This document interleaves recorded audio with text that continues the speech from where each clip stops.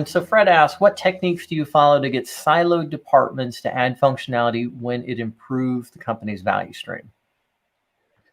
Well, when I hear siloed departments, that's kind of unfortunate. This actually goes to the importance again of having these folks work within PMOs, because PMOs typically do have some clout and they have some say with executives. And this is also something we haven't mentioned in this call, how important it is to have executive sponsorship. So when you listen to those case study testimonials, they're coming right from the top because they are the people who actually sponsored the agile training and the coaching services. So the first thing we have to do is get out of the silo mentality. And what we've seen typically at the beginning of adoption of DA within an organization is the senior executives speak in a town hall to everyone to say what's going on. And by the way, this is super important, and I think it helps to answer the question. Is that in a Scrum team, we talk about the importance of transparency, no hidden work. When I say Scrum team, I mean any agile or lean team. No hidden work is one of the things we like to say. No secrets. Everything's out there for anybody to see, whether things are going well, they're not going well. And transparency is extremely important.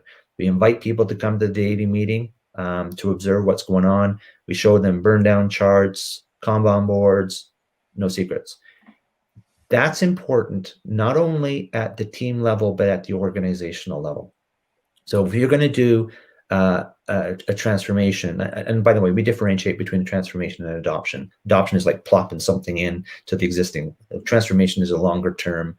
Over time, as I said, be like incremental change, not big bang, because that just can be very, very risky and disheartening to a lot of people.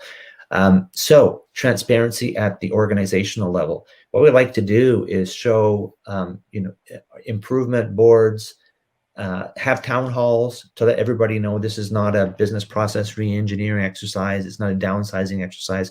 That's really, really important. So because people are, if they're fearful, then they won't communicate. They'll stay in their silo because they're afraid of the change.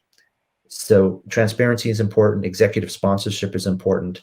And when people realize, and then the executive will say the importance of breaking down the silos and sharing, optimizing things end to end, the freedom to do things that aren't part of your job description. By the way, that was a significant challenge at a union shop, ICBC, where they have job profiles and they're not supposed to do work unless it's written up in that job profile. They can actually get into trouble in the union if they try to help somebody else do the testing if that's not part of their job profile.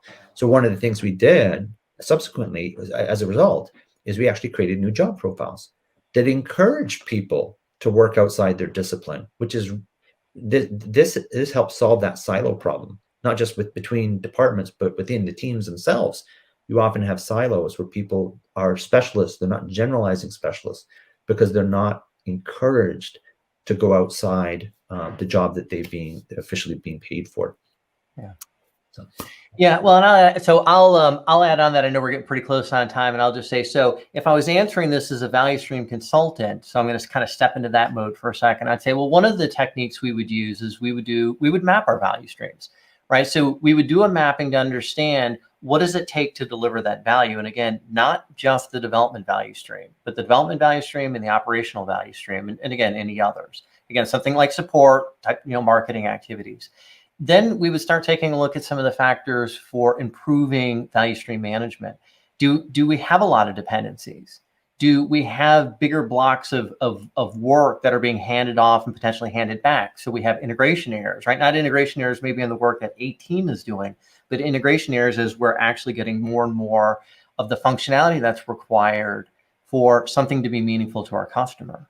So again, I'll take back I'll move back also to a technique of the minimum business increment.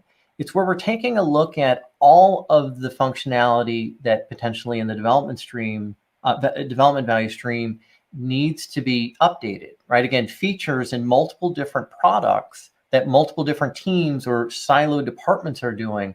We need to have a much better line of sight with that and how we can manage that better, how we can make a good investment decision as well as when that work should be done. Because if multiple siloed departments now don't have capacity to get their part done, then you're going to have things just sitting for a while, right? Until it all comes together.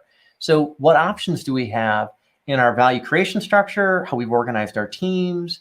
Again, there's a plethora of options, just like we have all the way through the DA toolkit, that in improving our value streams and getting through some of these siloed areas, that we can look to make improvements on. And again, we look to have a good candidate improvement. We do some work, and based on our results, maybe we stick with that, or we say, well, that's not working as well as we thought. Let's take a look at what we might do next. Lots of different options. And just to finish off that very well described, Joshua, that value stream mapping exercise is going to identify where the bottlenecks are, where the choke points are, and they're often between those siloed departments where something just goes to die for a month until somebody it becomes a priority for somebody. How long is that work waiting? Exactly. We're looking at waiting time and the amount of waste. I mean, we've got aging requirements at that point. We've got loss of context. If one team that's done some of the work has to make fixes because the next part of work, when we're integrating, and it's less effective for the teams to do that because they've moved on to the next thing they're working on, right? Which still might be part of that same quantity of work, but it's left their short-term memory. So yeah, absolutely. I mean, the cost of delay and the waste that we can start eliminating can be oftentimes really significant.